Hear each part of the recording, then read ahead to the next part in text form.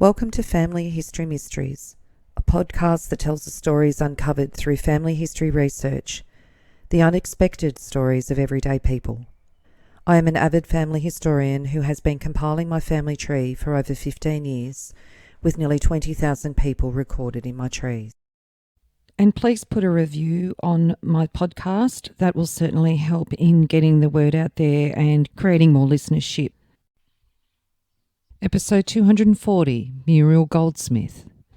Muriel Goldsmith stated on her jail records that she was born in Tasmania on the 29th of December 1890. However, I cannot verify this. The trouble is she went under so many aliases, it's difficult to work out her true birth name and to validate where and when she was actually born.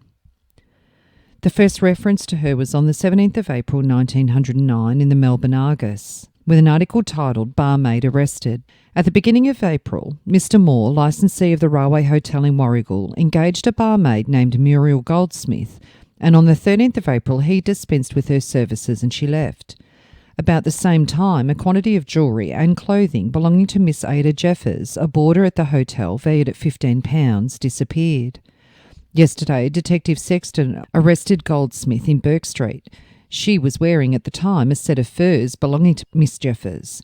She told the detectives in which of the city pawn shops he might find the other missing articles, and she'll be brought before the City Court today.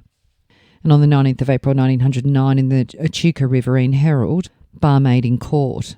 Muriel Goldsmith, 25 years of age, a barmaid, was charged at the City Court today with having on the 11th stolen a quantity of jewellery and wearing apparel, the property of Miss Ada Jeffers of the Railway Hotel Warragul.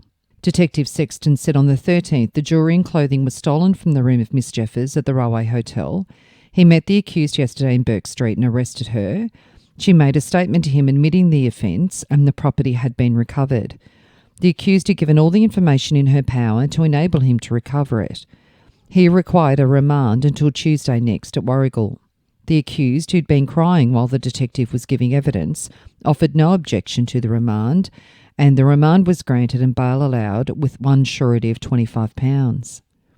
In the Warragul West Gippsland Gazette on the 27th of April 1909.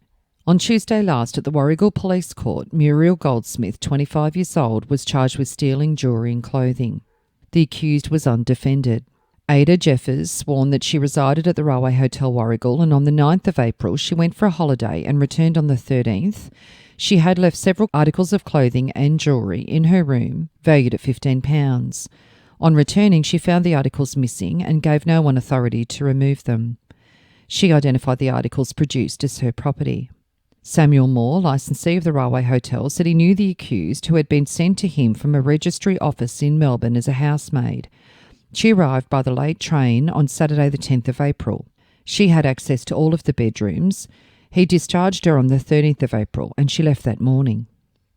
Detective Sexton deposed that he said to her, "I am Detective Sexton. That is a stolen muff you are wearing. It belongs to Miss Jeffers of Warragul. What have you done with other property you stole from the Railway Hotel?" And the accused replied, "I pawned them and sold the dresses at different places in Melbourne." The accused then took the witness into a hotel in Bourke Street where he obtained the brown dress. She was wearing some of the jewellery and took the witness to a pawn shop where she'd pawned part of the jewellery. He recovered another dress at Collingwood which she sold for 17 shillings. Another costume was recovered in a second-hand clothes shop in Russell Street, and accused did all she could to help him recover the property.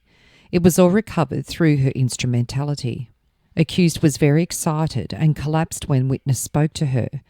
Subsequently, he locked her up and charged her with larceny of these articles.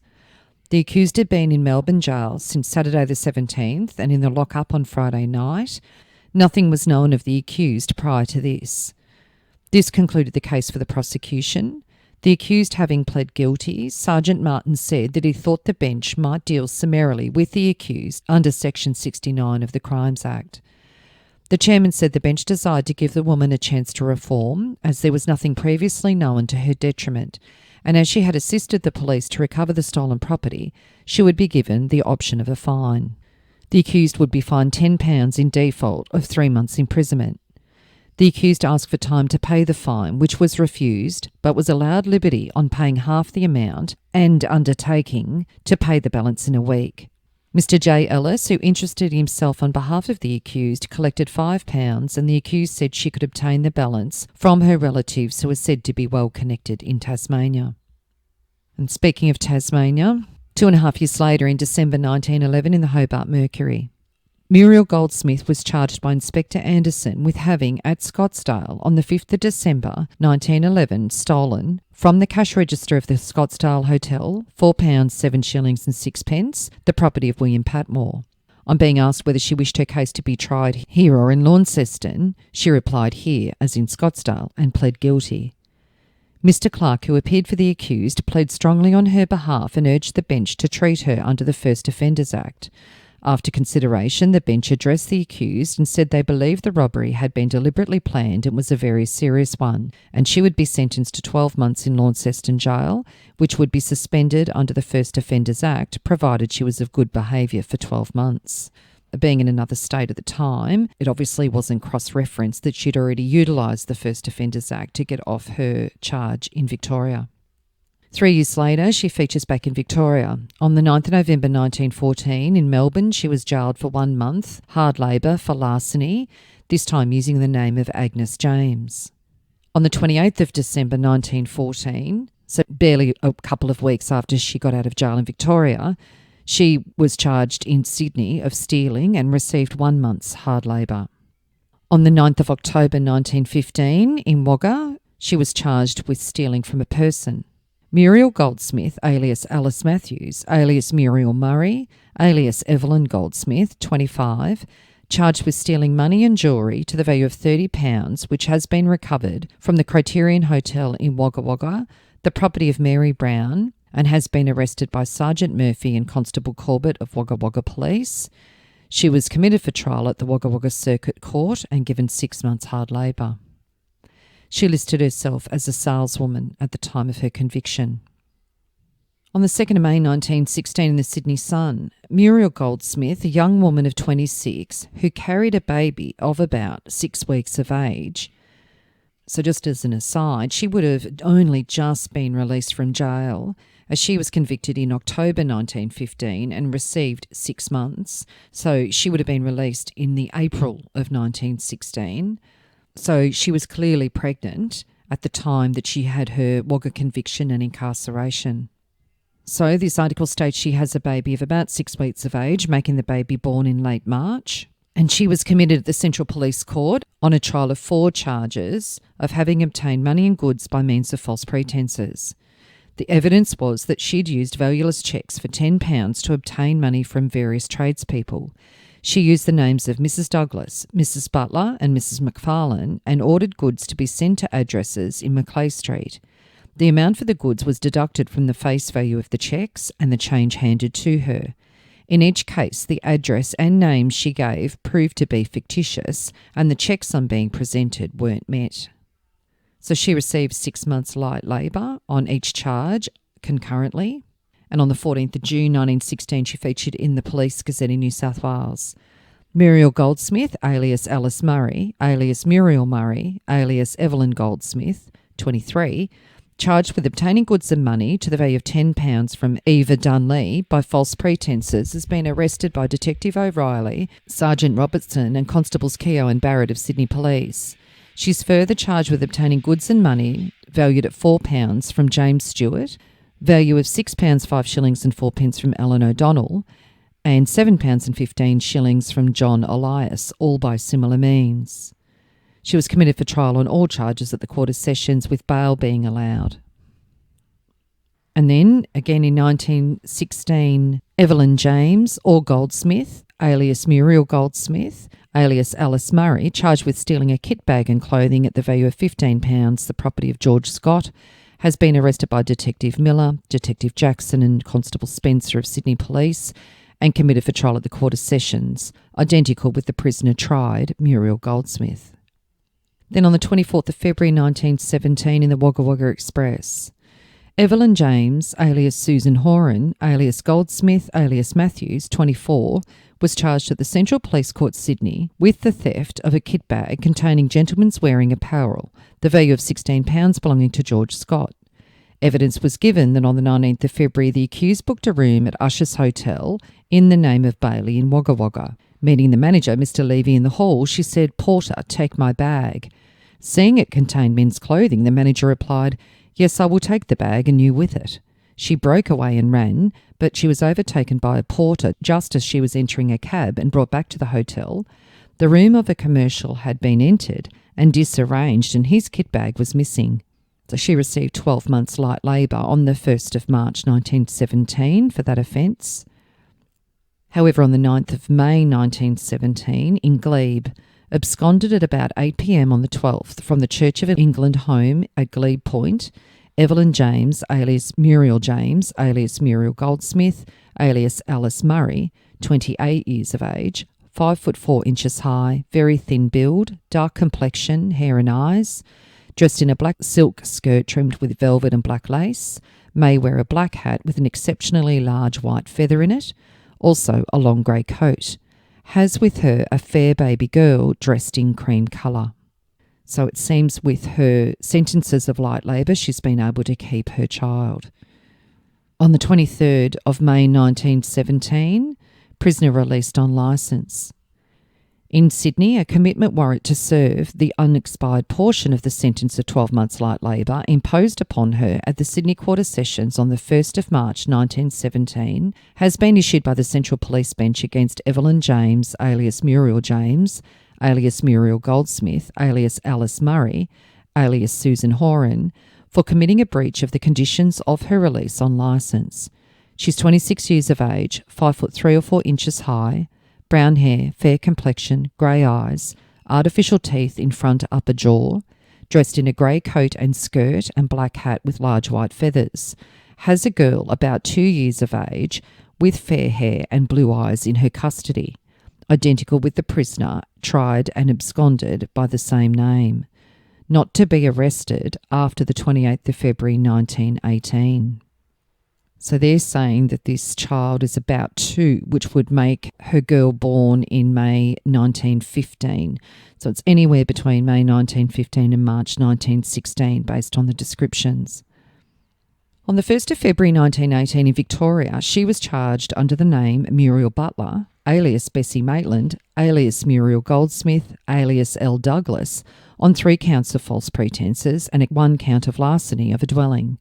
She was declared an habitual criminal in Victoria and she received 3 years hard labour on each count concurrent. However, she was released on the 22nd of May 1919 by special authority and in the Scone Advocate on the 5th of March 1920 in New South Wales. A very sad story was unfolded at the Parramatta Police Court on Monday when a woman aged 29 of good address and having a child in her arms was charged with obtaining £7.16 and 2 pence by means of a valueless cheque. She was sentenced to 6 months imprisonment. The police stated that she is at present serving 2 sentences each of 6 months imprisonment, cumulative, imposed at Tamworth, and she is evidently a person of good education. When asked why she did these things, she replied, "Unfortunately, I take a drink or 2 and then I do anything. I don't really know then what I am doing." She was about 8 months ago declared a habitual criminal in Victoria for similar offences. A relative gave a bond of £800 for her good behaviour for 4 years, and after serving 4 months she was released. She visited Albury and afterwards Goulburn and other towns in New South Wales. In addition to the Parramatta charge, there were 3 other charges on which she was remanded to the Central Police Court. The unfortunate creature is known to the police under the name of J. Douglas Gray and by 8 different aliases. On the 17th of March 1920 in the New South Wales Police Gazette, Elsie Davis, alias MJ Matthews, alias Mrs. J. Douglas Gray, charged with attempting to obtain £9 and 8 shillings from Richard William Solomon by false pretences of a valueless cheque, has been arrested by Tamworth Police and sentenced to 6 months light labour. Further charged with stealing a tie clip valued at £19, the property of Thomas Henry Jolly, sentenced to 6 months light labour, cumulative with the previous sentence. Further charged with obtaining the sum of £7.16 and 2 pence from Percy Rule by means of false pretence. Sentenced to 6 months hard labour, concurrent. Further charged with obtaining jewellery and money valued at £5 from Abraham Albert Hart, by means of false pretence, with stealing wearing apparel valued at £20, the property of Alexander Mitchell Blow, and with obtaining £5 from John Williamson Shand by means of a false pretence. Charges withdrawn. She is identical with M.J. Matthews, wanted for obtaining £5 10 shillings from Albert Hickman by means of false pretence, charge not proceeded with. Then on the 15th of January 1921 in the Newcastle Morning Herald and Miners Advocate. In the police court, Evelyn Gregory, 29, a barmaid, was charged before the West Maitland Police Court yesterday with having stolen a quantity of ladies' clothing, valued at £37, the property of Robina Scott, and also with having stolen clothing valued at 15 shillings, the property of Lily Baldwin at Newcastle on the 12th of January. Plainclothes Constable Kennedy stated that in company with Constable Avery on Thursday evening, he saw the defendant leaving the Volunteer Hotel in West Maitland. She was carrying a cane carryall. She told him her name was Miss Harrison and that she'd come from Tamworth. She afterwards admitted that she'd come from Newcastle. He took her into the Volunteer Hotel, and while there she said that some of the clothes in her carryall were hers. She also said it belongs to a girl in Newcastle. She told me to take it. She was going to clear out from the hotel and I was going to meet her in Maitland at one of the hotels. She was allowed to have a drink and on receiving it put something into the glass, which was snatched from her. She then said, "I have taken poison," and fell down and became hysterical. A doctor who attended said in her presence that she was feigning. She became sensible and said, "I don't know what made me take the things. I stole them. I had all my things stolen from me coming over on the boat from Victoria. I have never done anything like this before." She was remanded to appear in the Newcastle Police Court on Monday on each charge, bail on each charge being £40 and a surety of £40. And the follow-up on the 8th of February 1921, Evelyn Gregory pled guilty to having stolen a carryall and personal clothing, the property of Robina Scott at Newcastle on the 12th of January. The court records showed a long list of convictions. His Honour, in sentencing the accused to 9 months' imprisonment in the State Reformatory, said he had read her statement sent in to him, in which it was stated she never had a chance. "I can hardly believe that," he added, "in view of the long list of convictions and from the fact that on the last occasion you were charged at Newcastle a year ago with stealing, you received a sentence of only 21 days' imprisonment. No doubt you received a remarkable chance then after serving so many sentences. You speak of the sorrow in parting with your baby. Everyone will sympathise with you in that, but I am afraid it is entirely your own fault. This is a barefaced piece of robbery, the ransacking of a room where you had been staying and stealing clothes from girls who could not afford to lose them." And in November 1921 in Manly, a warrant's been issued by the Manly bench for the arrest of a woman assuming the name of Mrs. Lionel Felstead, charged with obtaining goods and money valued at £15 from Horace Chounding Aitken at Manly by false pretences. The offender is about 32 years of age, 5'7" high, thin build, sallow complexion, brown hair, blue eyes, sharp features, a tooth missing from the front of the upper jaw, dressed in a black crepe de chine pinafore dress and a black straw hat. Identical with the prisoner released on licence, Muriel Goldsmith, alias Alice Murray, alias Muriel Murray, alias Evelyn Goldsmith, alias Evelyn James, alias Muriel James, alias Susan Horan. And then on the 20th of December 1921, she was charged in Geelong, Victoria on 2 counts of false representations and she received 2 convictions of 6 months' jail, cumulative. The Melbourne Argus outlined the case. Information from Geelong Police concerning an attractive, fashionably dressed woman who recently visited Geelong, it is alleged imposed on tradespeople, has been the subject of investigation by Melbourne detectives. Early this morning, Detective McGuffey arrested in a Collins Street hotel a woman who recently arrived from Geelong and Ballarat. Later, at the City Watch House, Bessie Maitland, aged 28, was charged with having at Geelong on the 12th of December endeavoured by false representations to impose on Edward George Scott, a Geelong jeweller. She was sent to Bendigo Jail and released on the 19th of October 1922.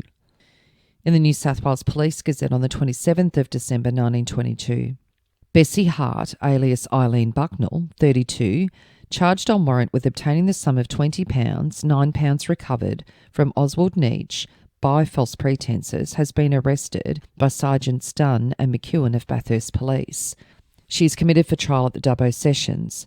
She's further charged with obtaining goods to the value of £10 and goods and money valued at £4 on 2 charges from Edward McDermott by similar means. She was sentenced to 6 months hard labour on each charge, concurrent. Identical with the prisoner released on licence, Evelyn James, alias Muriel James, alias Muriel Goldsmith, alias Alice Murray, alias Susan Horan. Also offender Elsie Davis, alias Matthews, and offender Mrs Lionel Felstead. And on the 7th of December 1922 in the New South Wales Wellington Times, in the Wellington Police Court, young woman in trouble. Bessie Hart, alias Eileen Bucknell, 28 years, was charged with uttering a valueless cheque to the value of £20 from Oswald Neach of the Royal Hotel Wellington on the 27th of November. Accused was dressed in the latest mode, her dress being of blue cashmere de soie with the latest floating panels, the whole being elaborately embroidered with beads. Her hat was of the latest mode, while her feet were canvassed in expensive shoes. She looked quite out of place in the dock, but she did not appear to mind in the least. The cheque was drawn on the Coonamble branch of the Bank of New South Wales and signed Eileen Bucknell. The accused had been arrested in Bathurst and remanded to Wellington. Oswald Neach, licensee of the Royal Hotel, stated that the accused came to his hotel on the 27th of November and was given a room and had tea. She represented herself as Mrs Bucknell from Coonamble. She tendered a cheque for £20 and said she wanted some money to pay her way. He cashed the cheque. She told him she had received a telegram which stated her father was ill in Orange and that she desired to go on to Orange and wanted a car to take her there. The witness rang up Howland's garage and a car came around and took her to Orange. It was on the account of the accused representing herself as Miss Bucknell from Coonamble that he was induced to cash the cheque. He paid the cheque into his account at the Union Bank, and the manager of the Bank of New South Wales at Coonamble was rung up on the phone, and it was ascertained that there was no person named Eileen Bucknell with an account at the bank. The cheque was subsequently returned, marked no account. The witness also rang up Mr Bucknell and ascertained his daughter had no account in that bank. The accused said she did not wish to say anything but handed a written statement to the magistrate. The magistrate, after reading the statement, said that he had no option but to commit the accused for trial, but the statement would be attached to the papers and sent on. He committed the accused to stand her trial at the Dubbo Sessions on the 13th of February 1923. The accused said she did not wish to apply for bail. And a further article in the Richmond River Herald and Northern Districts Advertiser on the 15th of December 1922. With about a dozen aliases and a string of convictions for larceny, stealing, false pretences and kindred offences, a beautifully dressed woman, Bessie Hart, alias Eileen Bucknell, 28, a native of Tasmania, who palmed herself off on Orange and Wellington business people as a sister of Mr Bucknell, owner of Quanbone Station, and collected change from a series of bad cheques, pled guilty and asked for a summary jurisdiction at Orange Court. Inspector Cupid said the woman was already under committal to the Dubbo Sessions in February on a similar charge. She had a long list of prior convictions in South Australia, Victoria and New South Wales. In 1918, she was declared an habitual criminal in Melbourne and sent to a reformatory. She had received sentences ranging up to 3 years' duration. Mr Marriott JP said the list spoke for itself. The accused would be sentenced to 6 months' imprisonment on each charge concurrent. There would be an order for the return of any goods which could be traced. The accused warmly said, "That is not justice. I am penalised and yet the goods are to be returned. Anyway, I've got very few of them left." Mr Marriott said, "I don't know why you should talk about justice. What about the people who you have robbed? Any goods that the police can trace will be returned to them. We are not here to argue with you about justice."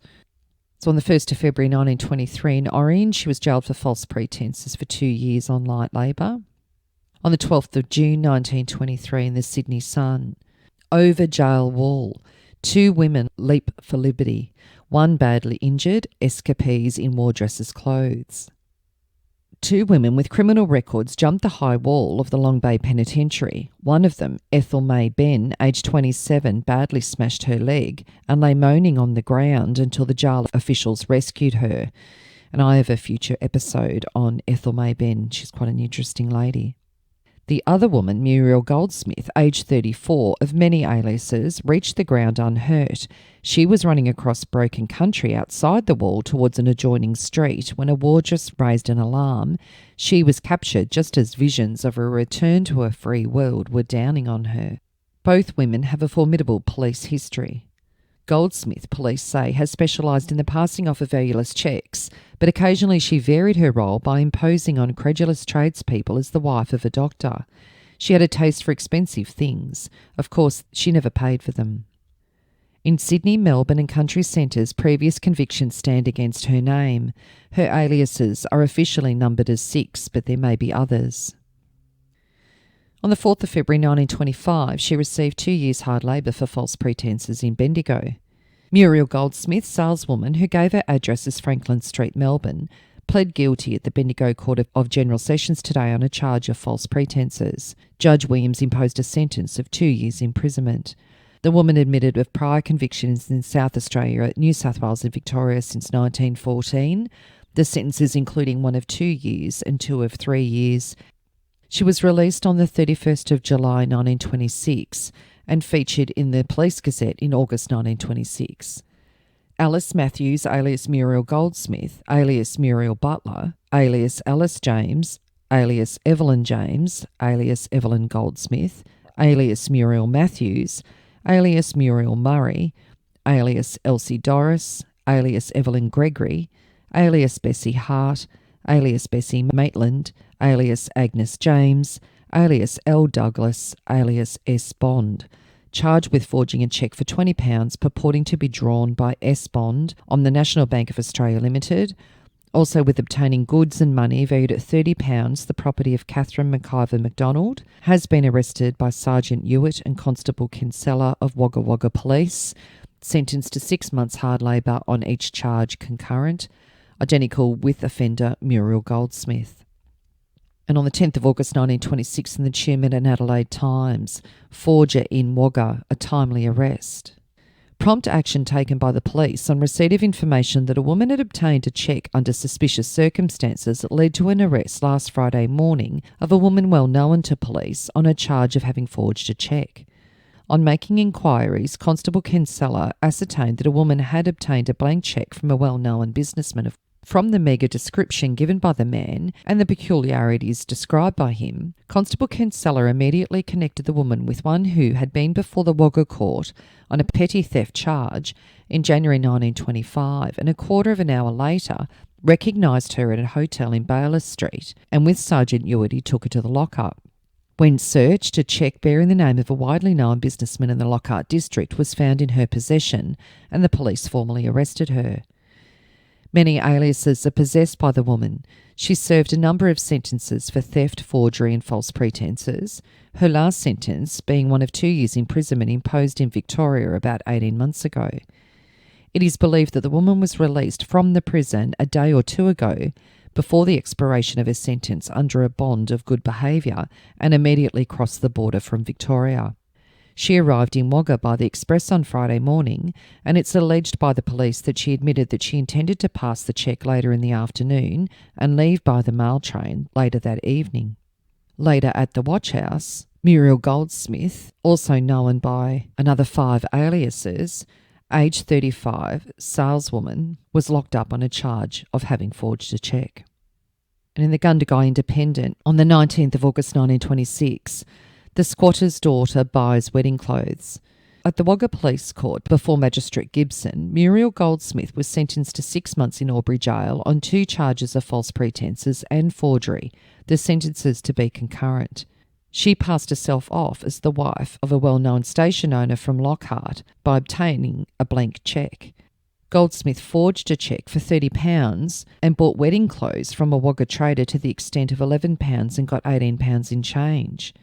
The defendant, who has a long list of previous convictions, appealed to be sent to Long Bay in preference to Albury, but the request was refused. On the 8th of March 1927, she was charged with larceny in Shepparton, Victoria, and received 1 month jail. On the 10th of March 1927, in the Shepparton Advertiser, larceny of money, woman convicted. The case Charles Reginald Boyer versus Evelyn Douglas that the defendant did on the 7th of March obtain from the plaintiff certain goods and money to the value of £10 by means of false pretence with a valueless cheque. The complainant said that he was the manager of Tootle's Music Parlour in High Street, Shepparton. On the 7th at 1 p.m, the defendant came into the shop and purchased a portable gramophone for £6 6 shillings. She tendered a cheque for £10 in payment signed J.E. Douglas and made payable to the witness. It was drawn on the Bank of Victoria in Seymour. He gave £3 and 13 shillings change and 6p having been retained for the exchange and 6p for cartage. He ascertained later that she had no account at the bank. He next saw the defendant at 5:30 p.m. at a railway station and asked her to accompany him until he made inquiries about the cheque. He drove her to the police station in a car.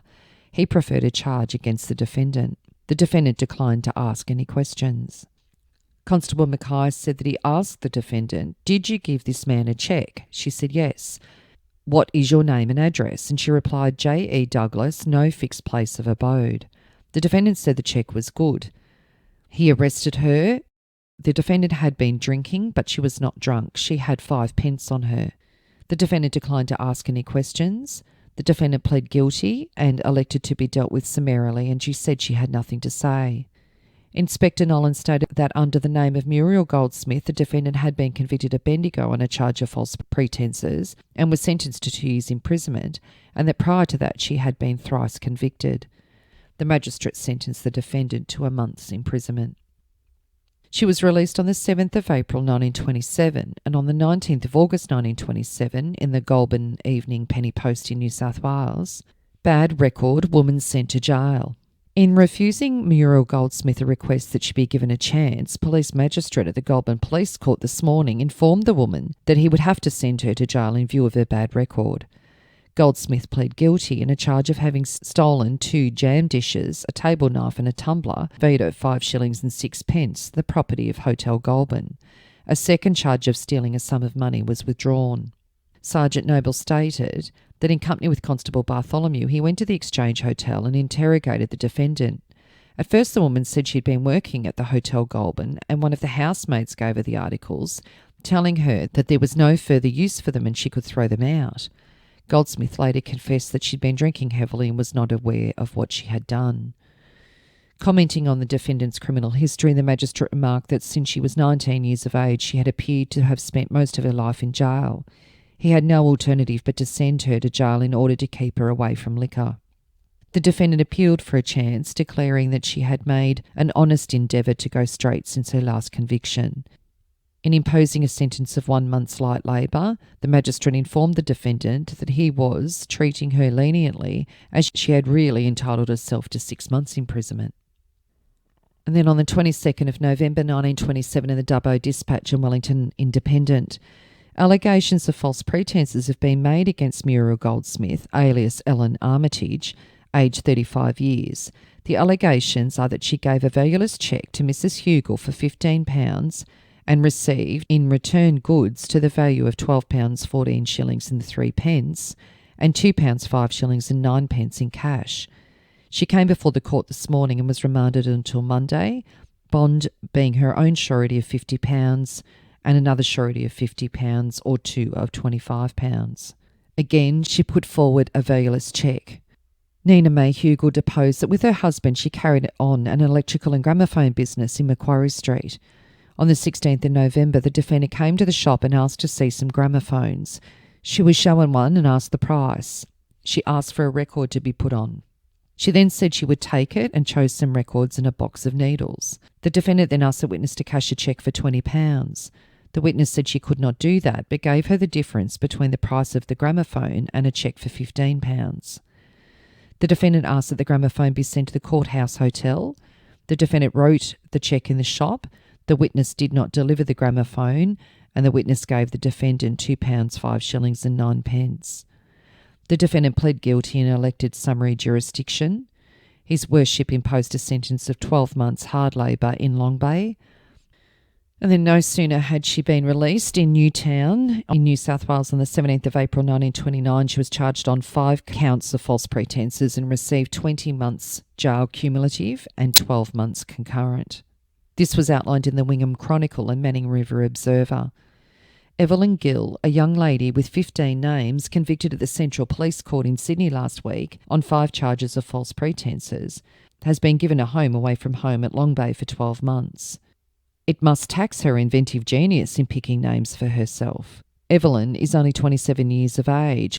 What sort of a string of aliases will she have when she's, say, 47?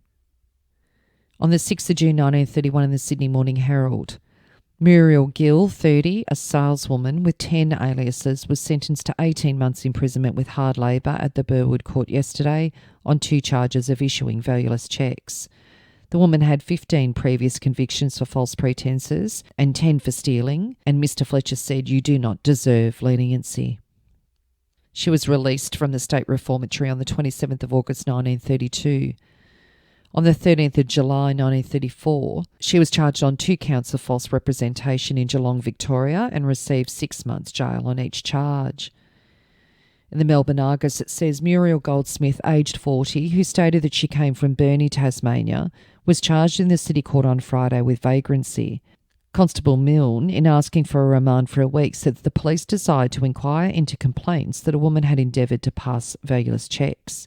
He'd known the accused for 15 to 16 years as a thief and a cheat. The remand was granted. On the 27th of July 1934, so only a little over a week later, she was charged in Richmond, Victoria, on a further count of false representations, and as a result of Constable Milne's work, she received 6 months on top of the sentence she was serving. She was released on the 4th of May 1935. And there isn't anything on her for the next 20 years. However, there was an inquest that was held into the death of Muriel Evelyn Gill, who died on the 2nd of March 1955 in Ryde, New South Wales. Also known as Muriel Goldsmith is what's written on the death information. She was 65 years old when she died. Sometimes a death in Ryde can indicate that they may have been in the hospital for the insane. And this is quite possible considering that she had a long list of convictions quite regularly and then stopped all of a sudden. And as for her baby, unfortunately I couldn't find a trace of that child after going through all of the different surnames to see if there was a birth of a child in New South Wales. So it leaves a few mysteries left in this story for Muriel Goldsmith. If you are interested in sharing your story on my podcast, Family History Mysteries, please go to my Facebook page and send me a message. If you would like some assistance in filling in the gaps in your family tree to see what mysteries you solve, please get in touch. And don't forget you can have early access to episodes by subscribing, and you'll also gain access to bonus episodes.